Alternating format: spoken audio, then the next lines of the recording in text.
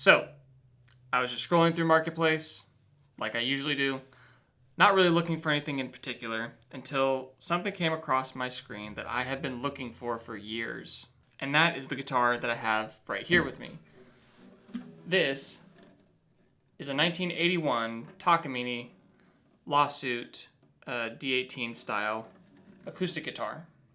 For those of you that might not know, Takamine is a Japanese guitar company that was part of the Lawsuit era guitars in the mid to late 70s.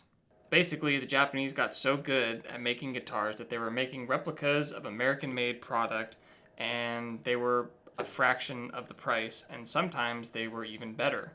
And what this one was listed for, and since I've been looking so long for one, I knew that I had to jump on it. So let's address the title, what makes this guitar so rare? After diving into some research on it, I found out that the appointments on this acoustic guitar are not common at all for this model and year that this guitar would have been produced. I had to find out for myself what made this guitar so different. So in this video, we're going to dive into the details. We're going to check out some unique features that are on this guitar, we're going to hear how it sounds, and we're even going to compare it to my Martin D18. So stick around to the end of the video and see if you can tell which one is which.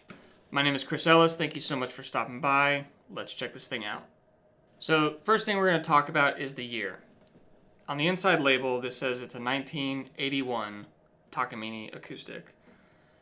What's interesting is that Takamine used the Script Martin logo on their headstocks and the same shape from the early to mid 70s till about late 79, until Martin got involved and told them basically to stop using their logo in a way. During this point, Takamine moved from the Script logo to their own name written long ways on the headstock. What this one has is the Martin logo and Script right there on the top. So from far away, this essentially looks like it would be an old Martin. During the time that Takamine was making these, they were making them for a fraction of the price and sometimes even better. So US competitors didn't really find that appealing, so when Martin stepped in and asked them to stop, they did, and making this only a very short-lived amount of guitars that were produced.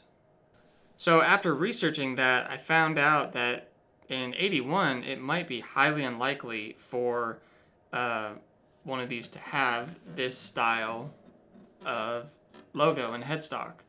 So this might be the last one that they produced with either leftover parts, or maybe this was a custom order that someone had placed and they just got around to finishing it. And the headstock shape is almost identical to what Martin was doing.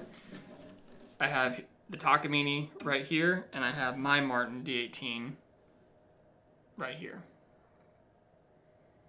A little more rounded on the Takamine, a little sharper on the Martin, but essentially from far away you might not be able to tell the difference. So another way that you can date these is by checking the tops, backs, and sides. And what you're looking for is if they are solid tops or if they're laminate. And a way to tell that is to get a little mirror and you stick it inside your guitar, and you want to look for the grain pattern and see if it matches what's on the top. To my surprise, I thought this was going to be a laminate top. But after doing some inspecting around in there, I found a lot of the grain patterns matched what was on the top. So this is a solid spruce top.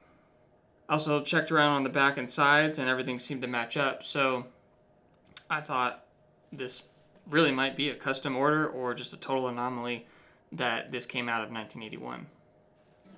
And in the early 70s, they didn't even use serial numbers, and there was a little tag inside, a little sticker that had some Japanese writing on it and Takamine on it. So if you have one of those that has no serial number, that's like a very, very early production model of these Martin Lawsuits. And those, I believe, are worth much more than this would ever be, but this is still very cool to me. The next thing that stuck out to me about this was the bridge. And most acoustic bridges come with a rosewood kind of bridge.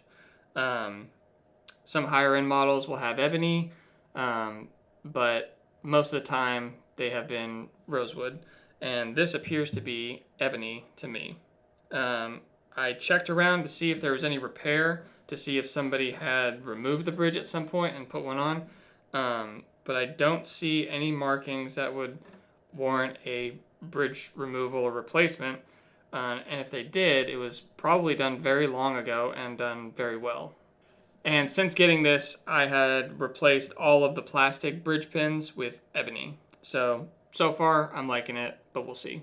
So the big question of today's video that I'm asking myself and all of you is, what do we have here? Is this a custom-made order for somebody, or is it just leftover parts that they just had to get rid of while they were clearing everything out when they had to stop making these Martin lawsuits?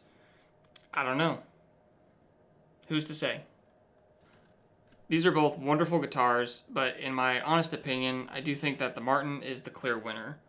It's a little bit lighter than this one, and it just has that specific thing that they do best. I'm going to do my best to play the same thing on both of these guitars. Let me know in the comments which one you think is which.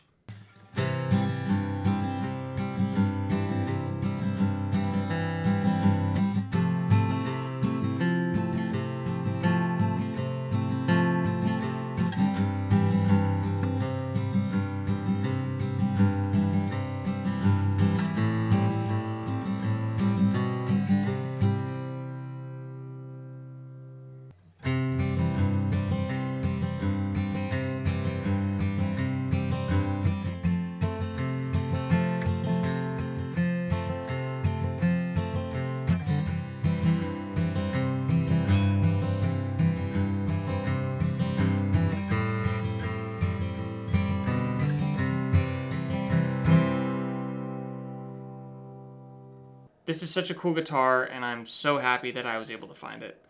Let me know in the comments what you guys think. Do you have one? Did I miss anything on these guitars?